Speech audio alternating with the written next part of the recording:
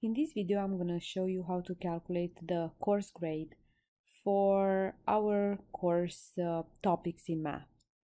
So if you take a look at the picture that I have here, in the circle is the course grade of someone at some point in the semester. As you can notice, there is no grade for attendance or discussions, and there is no final grade. So let's say someone has this grade right now. The question is, are they going to pass the course or not? So let's take a look also at the category weight. So homework weights 15 points or 15% in our course. Quizzes 15%. The tests are 30%. The discussions or attendance is 10%, and the final exam is 30%. So the total is 100% or 100 points. In this case are the same. So now, let's say if these are the grades that the person has, and what if they got for attendance at the end of the semester, they got 100%. And for final exam, they got also 100%. Will they pass the course or not? So in order to do that, we should go homework times category weight. So 55.67% times 15 points plus the quiz 53.15% times 15 points plus the test 32.44. Let's assume that this is the average of all tests in the course, times 30 plus 100% times 10 plus 100% times 30. So if we compute all these, now just keep in mind that these numbers, the ones that I'm highlighting here, are already computed and they end up being 8.35. This next one, it's computed on the second line, that's 7.97 plus the third line, it's also computed on the third line, and that's 9.73 points. So now pull out your calculators or just calculate 100% times 10, that's 10 points, and then 100% times 30, that is 30 points. So if we add all this up, we get 66.05. So based on our school's grade system, this would be a D. So this person would pass if they do score 100% on attendance and 100% on the final exam. So you can play with these numbers and say, well, what will happen if this person attended 100% of the classes, but they get just a 70 on the final exam? What would change?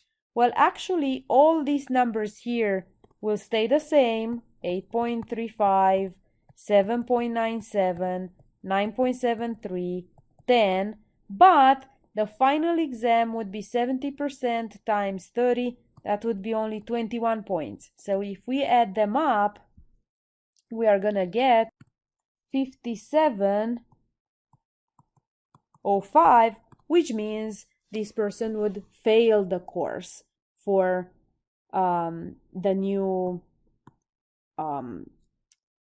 for the final exam 70%.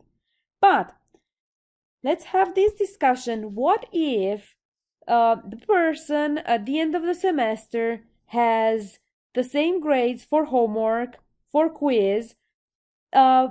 Let's say for discussion they have 90. They missed a few classes, and then for final exam let's say they have 60%. But let's assume this test grade is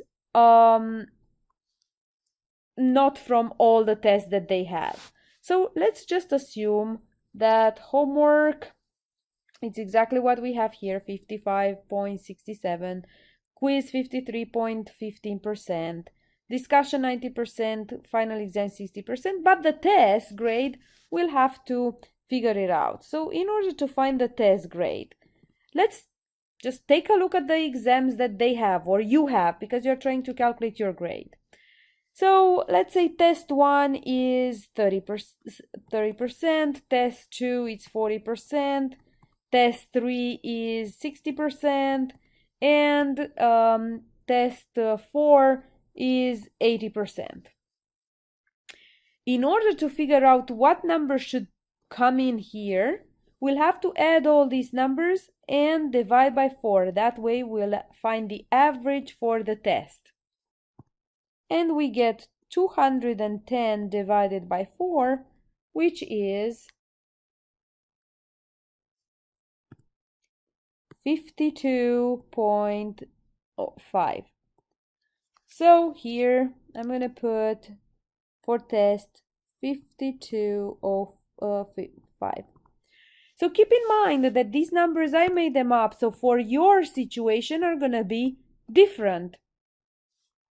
So knowing that, now the person's new average, so the class grade, will be 8.35, because we said we're going to keep those numbers, 7.97, but for the test it's not going to be 9.73 anymore, it's going to be 52.5 times 30%, so 0.3, that would be 15 points and 75. So 15.75. Now 90% times 10, that would be 9 points, and 60% times 30, that would be 18. So if we add all this up, we get 59.07, which is unfortunately failing, because at our school 60% or more it's passing. But you can also juggle with these numbers. So since it's not the end of the semester, maybe you should work harder on test 3 so that you don't get this grade and you get a higher grade, and so on. Now what if we drop one test grade? So let's say these tests, 30 plus 40 plus 60 plus 80, are the test grades that we had before, but what if we drop the lowest test score? So if we drop one, then we'll just add the rest of them, which are 3 numbers now, and divide by 3. So the average is going to be 180 divided by 3. That will be 60. So back in the table, we're going to have the following values. We are going to have 8.35 plus we are going to have 7.97 plus, now the test grade is going to be 60 times 30 points, or 60% times 30, or 60 times 0.30, or maybe let's say this, the average is 60%, so 0.6 times 30 points, which is the weight, plus 90% times 10 will stay 9, and 60% times 30 will be 18. So this is the part that changed, right? This 52.5 this time is 60% when we drop the lower test grade. So if you add all this up, you end up with 61.32, which means a D. So dropping the lowest test score would help this person. I do hope this helps you figure out your grades and try and see different scenarios like I did in all these examples here.